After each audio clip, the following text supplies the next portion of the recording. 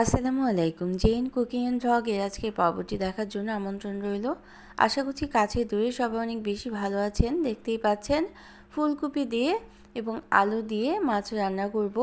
অনেকেই ফুলকপি দিয়ে মাছ রান্না করলে পছন্দ করেন না, মাছের ঝোলটা কিন্তু গাঢ় হয় না। তো আমি আজকে যেভাবে রান্না করছি একটু চেষ্টা করে দেখবেন, অনেক বেশি মজাদার হবে। তো আমার রেসিপিগুলি ভালো লাগলে চ্যানেলটাকে সাবস্ক্রাইব করে সাথে থাকতে পারেন। এখানে আমি কয়েক পিস বাটা মাছ নিয়ে নিলাম, যে কোনো মাছ নিয়ে নিতে পারেন। লবণ এবং হলুদ দিয়ে খুব ভালোভাবে মেখে নিতে হবে। রুই মাছ নেওয়া যেতে পারে, কাতলা মাছ নেওয়া যেতে পারে, যে কোনো মাছ দিয়েই আলু দিয়ে ফুলকপি দিয়ে কিন্তু আমরা রান্না করতে পারি। বাজারে কিন্তু নতুন ফুলকপি পাওয়া যাচ্ছে। প্রথম দিক দিয়ে যে ফুলকপিগুলো পাওয়া যায় এই ফুলকপি খেতেই কিন্তু বেশি ভালো লাগে। মাছটা আমরা ভেজে নেব প্রথমে, এই জন্য প্যানটাকে তেলে করে নিতে হবে। প্রথমে তেল দিয়ে দিলাম, তেলটা খুব ভালোভাবে গরম করে নিতে হবে। গরম করে নেওয়ার পর একটা স্পুন দিয়ে তেলটাকে নেড়ে নেড়ে খুব ভালোভাবে তেলে করে তাওয়াটা নিয়ে নিতে হবে। যে কোনো তাওয়া, কড়াই বা ফ্রাই প্যান তেলে করে নেওয়ার পর তারপরে যদি মাছগুলো দেওয়া হয় তাহলে কিন্তু মাছটা লেগে যাবে না। তো মাছটা ভাজা হতে থাক, আমরা ফুলকপিটা ভিজিয়ে রাখছি। হালকা গরম পানি দিয়ে ফুলকপিটা আমি 10 মিনিটের মতো ভিজিয়ে রাখবো, কারণ ফুলকপির ভিতরে অনেক সময় পোকা থেকে যেতে পারে, ছোট ছোট পোকা থাকে, সেটা কিন্তু বের হয়ে আসবে যদি এভাবে করে হালকা গরম পানি দিয়ে ভিজিয়ে রাখা হয়। এবং আলু আমরা কেটে নিয়েছি। আর একটা মশলার মিশ্রণ তৈরি করে নেব। এই মিশ্রণটার কারণে কিন্তু এই ফুলকপি রান্নাটা অনেক বেশি সুস্বাদু হবে এবং ঝোলটা খুব সুন্দর গাঢ় হবে। তো ভিজিয়ে আমরা ধুয়ে রেখে দিয়েছি এবং মাছটাও একটু কড়া করেই ভেজে নেব। মাছটাও ভেজে তুলে রাখব। তো এই তেলের মধ্যেই ফুলকপিটা এবং আলুটা ভেজে নিতে হবে। ফুলকপির আলাদা একটা স্মেল থাকে, অনেকেই কিন্তু এটা খেতে পছন্দ করে না। আর যদি এভাবে করে ভেজে নেওয়া হয় তাহলে কিন্তু সেই স্মেলটা থাকে না এবং ফুলকপিটা খেতে অনেক বেশি ভালো হয়। তো হালকা হলুদ এবং লবণ দিয়ে দিলাম এবং নেড়ে চেড়ে হালকা লাল করে ভেজে নেব। ভেজে তুলে রাখবো আমরা আজকে ফুলকপি এবং আলু। তুলে রাখার পর রান্নাটা আমরা শুরু করব।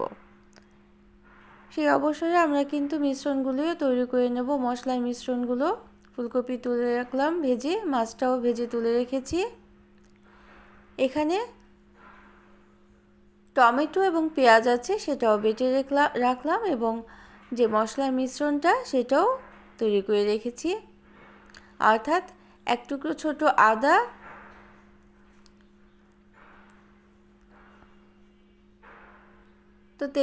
তো প্যানে যে তেল ছিল সেই তেলের মধ্যে আমরা টমেটো এবং পেঁয়াজের মিশ্রণটা দিয়ে দিলাম আর মশলার মিশ্রণটাও দিয়ে দিলাম। এই মশলার মিশ্রণের মধ্যে ছিল আদা, ছিল 2 টুকরোর মতো, ছোট স্লাইসে 2 টুকরো আদা ছিল এবং আধা চা চামচ করে ধনে, আস্ত জিরে এবং কয়েকটা শুকনো মরিচ দিয়েছি। এই মিশ্রণটা তৈরি করে যদি রান্নাটা শুরু করা যায় তাহলে কিন্তু ঝোলটা খুব সুন্দর গাঢ় হবে। তো এখন আমি লবণ এবং হলুদ দিয়ে দিলাম 1 চা চামচ করে। লবণটা একটু কম দিয়েছি কারণ আমরা টমেটো ভাজা করতে এবং মাছ ভাজা করতেও লবণ দিয়েছি, সেই অনুযায়ী কিন্তু মশলার মিশ্রণের মধ্যে লবণটা দিয়ে দিতে হবে। তো মশলাটা সামান্য সময় আমি কষিয়ে নিয়েছি। টমেটো পেঁয়াজের মিশ্রণ এবং শুকনো মরিচ, আদা, জিরা আর ধনের মিশ্রণটা দিয়ে তেলের মধ্যে হালকাভাবে মশলাটা কষিয়ে নিয়েছি। তার মধ্যে লবণ এবং হলুদ দিয়েছিলাম। এখন ফুলকপিটাও এই মিশ্রণের মধ্যে নেড়ে চেড়ে নিতে হবে। এই কাজটা কিন্তু অবশ্যই করে নিতে হবে, প্রথমেই কিন্তু পানি দেওয়া যাবে না। আমি মশলার মধ্যে ফুলকপি এবং আলুটা একটু কষিয়ে নিয়েছিলাম। কষিয়ে নিলে খুব সুন্দর মজাদার হয় এই ফুলকপিটা। তারপর পানি দিয়ে দেব। ফুলকপির ডাঁটা সিদ্ধ হতে কিন্তু একটু সময় লাগে।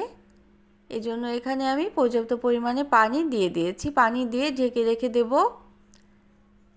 প্রায় 10 থেকে 15 মিনিট আমি ঢেকে রেখেছিলাম।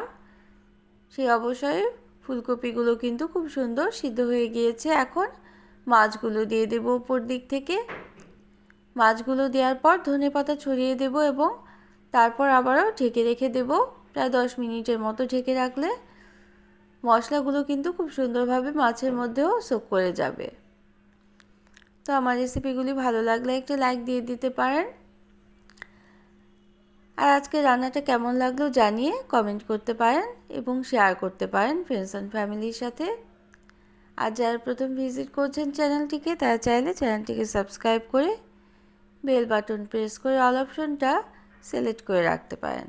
তাহলে কি হবে, নোটিফিকেশন পেয়ে পরবর্তী রেসিপিগুলো দেখে নিতে পারবেন। তো ঢেকে রাখার পর আমাদের রান্না কিন্তু সম্পূর্ণ কমপ্লিট। তো এইভাবে একদিন রান্না করে দেখবেন। বাটা মশলার মিশ্রণে ফুলকপিটা রান্না করলে ফুলকপির ঝোলটা কিন্তু অনেক গাঢ় হয়, মজাদার হয় এবং ফুলকপির যে আলাদা একটা স্মেল থাকে সেটাও থাকে না। Thanks for watching. আল্লাহ হাফেজ।